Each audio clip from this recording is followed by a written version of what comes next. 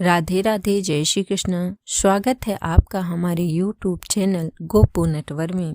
आज हम आपको सुनाने जा रहे हैं एक राजा को एक गलती के कारण गिरगिट क्यों बनना पड़ा।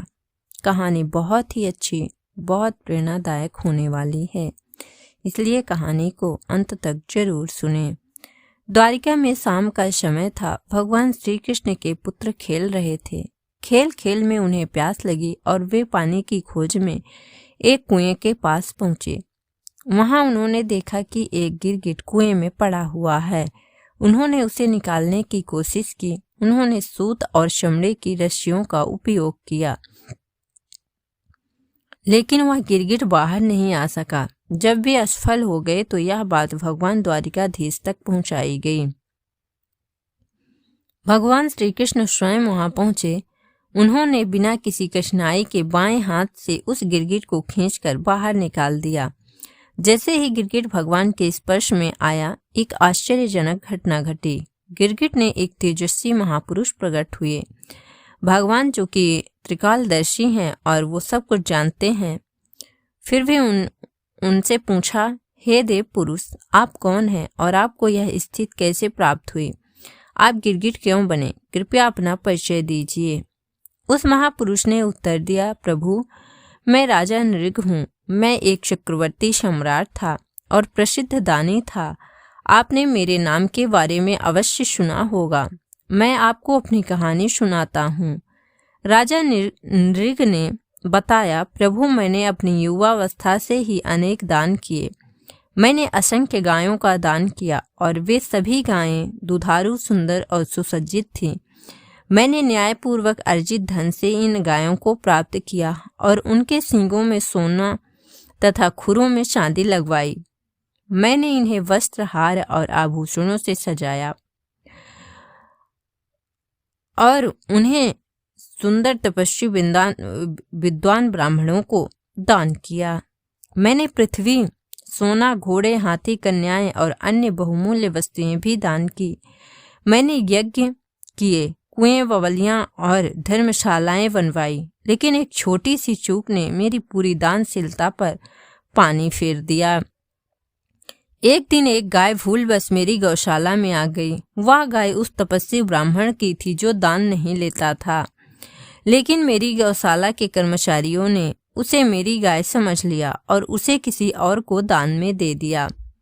जब वह गाय दान में दी गई तो जिस ब्राह्मण को वह गाय मिली, वह आनंदित होकर उसे ले जा रहा था।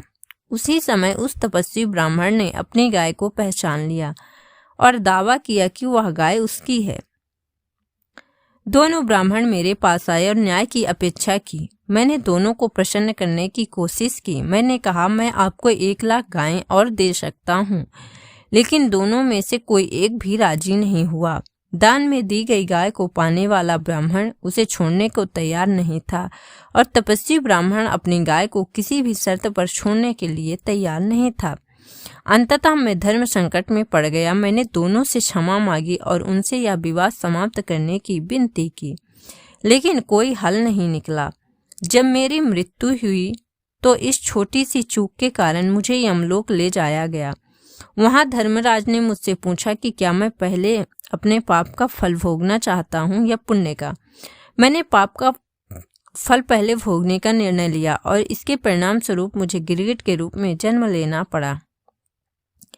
द्वारिका के इस कुएं में मैं लंबे समय से पड़ा हुआ था और कष्ट भोग रहा था, लेकिन आज आपके दर्शन से मुझे इस गिरगिट के शरीर से मुक्ति मिली। प्रभु, मैं आपका सेवक हूँ और आपकी कृपा से ही यह संभव हुआ। राजा नृग ने भगवान श्री कृष्ण की स्तुति और परिक्रमा की और उन्हें साष्टांग प्रणाम किया। भगवान ने राजा नृग को आशीर्वाद दिया और वे दिव्य विमान पर बैठकर देवलोक को प्रस्थान कर गए। जैसा कि ध्रुवदास जी महाराज ने 42 लीला जी में कहा, यदि कोई इस विश्वास के साथ सुमेरी पर्वत के समान स्वर्ण का दान करे, रत्न, अन्नदान और भूमि दान करे कि इससे पुण्य मिलेगा और पापों से मुक्ति होगी, या फिर अनेक तुला दान करे, प्रयाग जैसे तीर्थों में स्नान करे और काशी में ग्रहण के अवसर पर चित्त शुद्धि के लिए अनेकों दान करे, सैया दान करे, कन्यादान और कुरुक्षेत्र में शुभ पर्व पर गोदान करे, तो इन सभी पुण्य कर्मों के बावजूद वह अपने समस्त पापों से मुक्त नहीं हो सकता। केवल एक बार श्री कृष्ण के नाम का स्मरण करने से ही त्रिलोक के समस्त पापी भी एक क्षण में संसार के आवागमन से मुक्त होकर परम गति को प्राप्त कर सकते हैं। महाराज ने को इतने दान करने के बावजूद केवल एक अपराध के कारण गिरगिट के रूप में जन्म लेना पड़ा। लेकिन यदि कोई नाम जप करने वाला साधक है तो हजारों अपराध होने पर भी उसकी ऐसी दुर्गति नहीं होगी। यदि उसे पुनर्जन्म लेना भी पड़ा तो वह एक अच्छे परिवार में जन्म लेगा और बहुत शीघ्र भगवत प्राप्ति कर लेगा। भगवान का नाम अत्यंत शक्तिशाली है, इसलिए अधिक से अधिक नाम जपने का प्रयास करना चाहिए। राधे राधे, जय श्री कृष्णा। कहानी आपको कैसी लगी कमेंट बॉक्स में ज़रूर बताएं और अगर कहानी अच्छी लगी तो चैनल को लाइक करें, सब्सक्राइब करें।